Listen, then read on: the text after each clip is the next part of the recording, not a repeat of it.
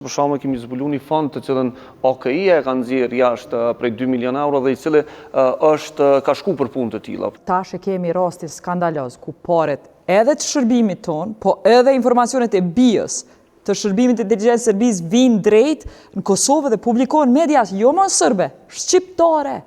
Ajo që në muajin e fundit kemi pas si rezultate të hulumtimeve, neve na tregon që për shkakun kemi zbuluar një fond të cilën OKI-ja e ka nxjerrë jashtë prej 2 milion euro dhe i cili ka shku për punë të tilla. Pra dhe njerëzit të cilët i kanë marrë këto media, këto mjete, supozohet që një pjesë e tyre kanë shku për me pagu kontent i cili është prodhuar në media të ndryshme dhe nuk dihet cili ka qenë rezultati i saj. Që ka qenë, domethënë risia gjatë veç po du me unal se kjo është njëri prej skandaleve që e keni zbuluar gjatë zgjedhjeve, s'kemi mri me folë për te se i patëm zgjedhjet. Mirë po, shumë shpesh ju që 3-4 vjetë shkruni për ndikimin e pareve të shërbimeve të ndryshme në informacion.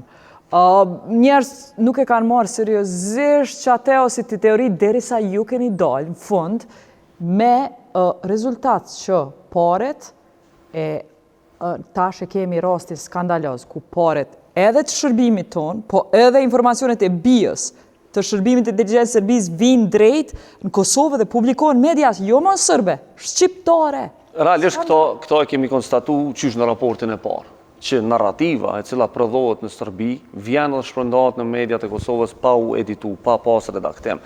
Kemi konstatuar po ashtu që narrativa e cila prodhohet në Rusi vjen dhe shpërndahet publikut Kosovës pa ndonjë shpjegim dhe pa redaktim. Na nuk kemi mujt me i gjetë kush po i merr paret kesh.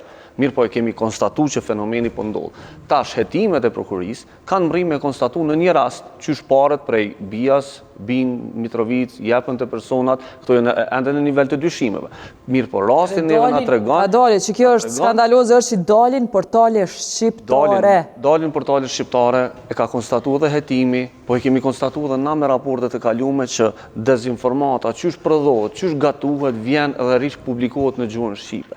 Pra, nuk po flasim, i kemi identifikuar me emra njerëzit, i kemi identifikuar me sasi, i kemi identifikuar me linqe, edhe i kemi narrativat e cilat kanë ardhur në vazhdimsi. Pra, kjo është për pjesën e media në gjuhën shqipe ku na vlerësojmë që kemi cenushmëri të madhe. Mastaj e kemi marrë edhe ndikimin të cilën dezinformata e ka pas në vazhdimsi edhe tek diskursi publik. Pra, njerëzit po flasin bazuar në këto dezinformata. Po është e pamundur me identifiku të gjitha burimet se qysh vinë. Është e pamundur edhe me i gjetë ku i kanë bazën këto mjetet e propagandës, për shkak se një pjesë që përmendi Visari, na dalin që i kanë bazën në Maqedoni, një pjesë tjetër në Malzi, pjesë tjetër në Serbi, pra është shumë e vështirë që në audiencën online tash ti me mujt me gjurmu se cilin burim të dezinformatës se ku po vjen.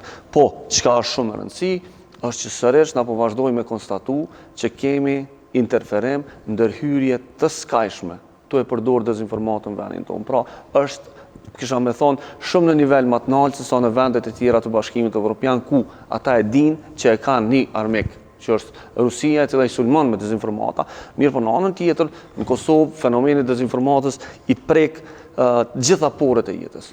S'kena pas diçka, s'po di që kom pa, arrestim që e adreson problemin e dezinformatës, shpërndarjes e dezinformatës. Ne kemi një operacion të madh në Kosovë që është u zhvilluar kundër BIA-s, në cilin deri tash janë arrestuar dikon 10 njerëz, të cilët kanë pas qëllimin kryesor në bisedat e veta në 2 vitet e fundit. Qëllimin kryesor e kanë pas me ndiku audiencën, me dhënë informacione për audiencën, me synume, me ndërhy në procese të caktuara.